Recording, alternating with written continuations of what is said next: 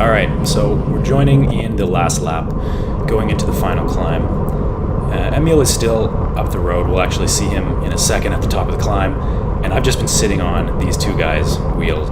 It's been Dylan Davies up front and Grant Gill trading pulls into the wind, and I've just been sitting on third wheel. And there's Sherwood on LB is behind us, and Scott Wanup on Mighty is behind us.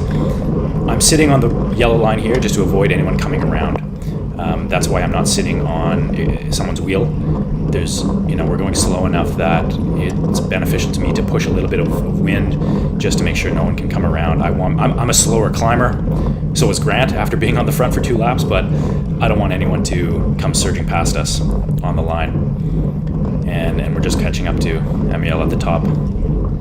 So this is the danger point. I'm worried about someone surging over the top of the climb here. So I'm going to be staying staying on the gear, and again, just trying to block the middle of the road, having room to go where I want to go. But there's no way that I'm going to let anyone bridge up to Emil without being on their wheel. So when Grant accelerates a little bit here, I make sure to flip it up into the big ring and get onto him. But at this point, it's just sitting in. I'm just waiting, worried about something going, but because Emil is just up the road, I'm putting myself into a position where I can follow anything.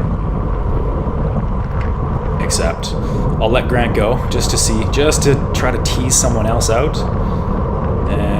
No one wants to come around. I think we'll see who comes around, because I'm certainly not gonna put much effort in here. I'm happy to let Grant go because I know either Dylan or Sherwood on LB is going to chase, and in fact it was the Hugh Dog guy who chases, and as soon as I see Sherwood go, then I'm right back into the wheel. And now I'm pretty much exactly where I want to be for the sprint, or at least leading into the last corner. I think I said in my write-up I wanted to be about third or fourth wheel.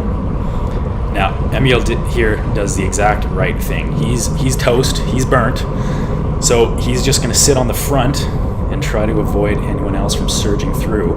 Just try to keep the pace high. He looked around there and he saw me, so he knows I'm sitting in. And really now he's given the lead out, and it's just up to me to try to position myself in the best position possible for the sprint, which I don't think I did a great job of, but we'll see that when the time comes. I haven't even been looking at the power in the corner here, but you can see if there's any real efforts. I remember this section being very easy. My heart rate's at 150 here, so that's pretty minimal effort. I felt really good for the sprint. I felt like I had lots of legs left. And again, I was in good position here. And in fact, I'm at the back of the line, so there's no one behind me here. And I guess I'm in, 5th wheel behind Emil on the front. So we'll take the corner here.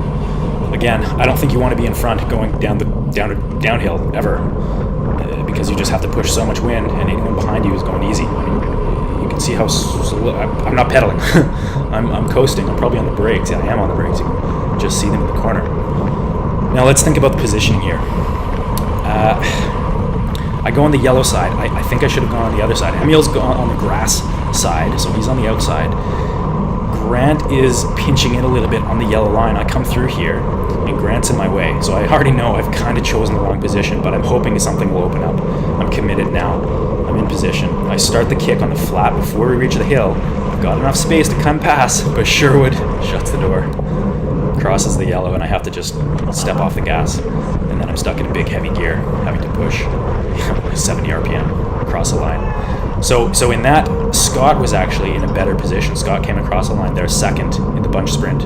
He was in a much better position because Grant knew he was there. So Grant went over onto the yellow line, gave Scott the outside line open.